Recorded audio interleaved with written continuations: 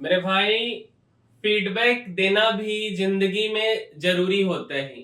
But feedback देने के भी कुछ तरीके होते हैं।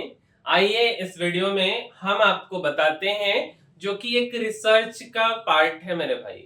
सबसे पहली बात कि अगर किसी का आलोचना होता है, शिकायत होता है, तो यह भी कभी कभी जरूरी होता है।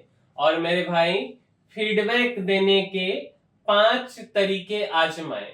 बहुत से अध्ययन में यह पता चला है कि कार्य स्थल पर लोग अक्सर नकारात्मक बातें बताने से बचा करते हैं।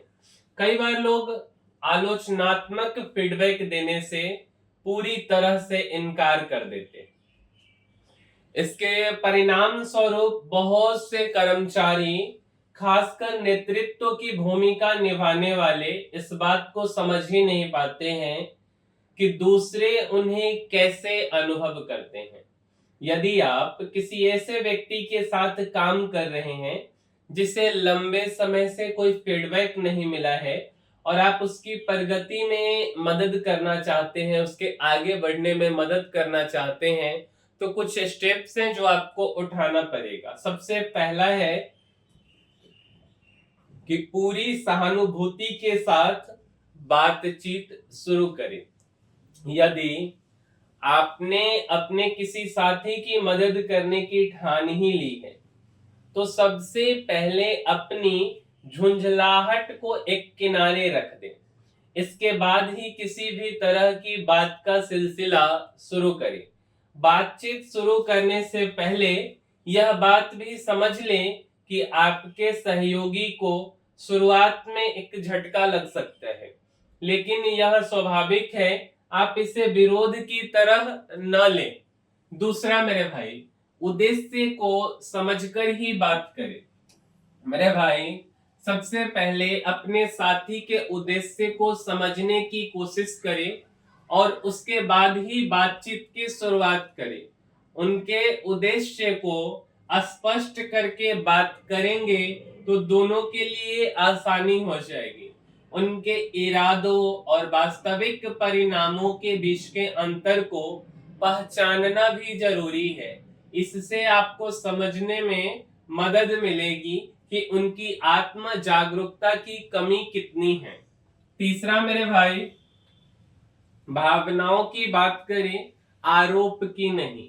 उनके इरादे और उनके कार्य को अलग अलग करके चर्चा शुरू करें।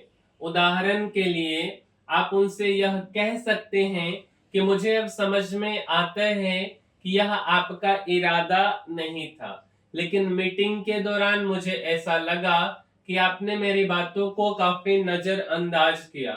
आपने कई बार मुझे बीच में रोका और अपने विचारों को ही अधिक जोर देकर कहा।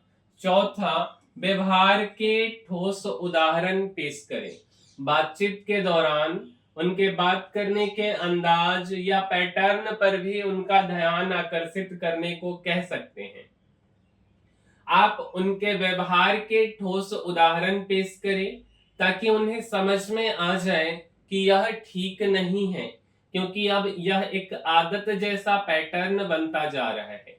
साथ ही इस बात का भी बहुत ध्यान रखें कि इस दौरान आपकी भावनाएं पूरी तरह नियंत्रित रहे। और पांचवा, अतीत को छोड़ भविष्य पर फोकस करें। आप चाहें तो उनके साथ पूरी सहानुभूति जताते हुए यह भी कह सकते हैं कि मुझे खेद है कि यह फीडबैक आपके लिए पूरी तरह नया लग रहा है। पहली बार इसे सुनना बेहद कठिन भी हो सकता है, लेकिन मुझे लगता है अब सबसे अच्छा यही होगा कि आप भविष्य में क्या कर सकते हैं, इस पर खास ध्यान दें, न कि अतीत में जो हो चुका है उस पर फोकस करें। तो मेरे भाई, यह 5 स्टेप्स हैं जिसकी मदद से आप किसी को फीडबैक दे सकते हैं। तो उम्मीद करते हैं कि आपको हमारा यह वीडियो पसंद आया होगा, और अगर पसंद आया है तो इसको लाइक और शेयर जरूर कीजिए और चैनल को सब्सक्राइब कीजिए। मिलेंगे हम किसी अगले वीडियो में। इस वीडियो में इतना ही। तब तक के लिए धन्यवाद मेरे भाई।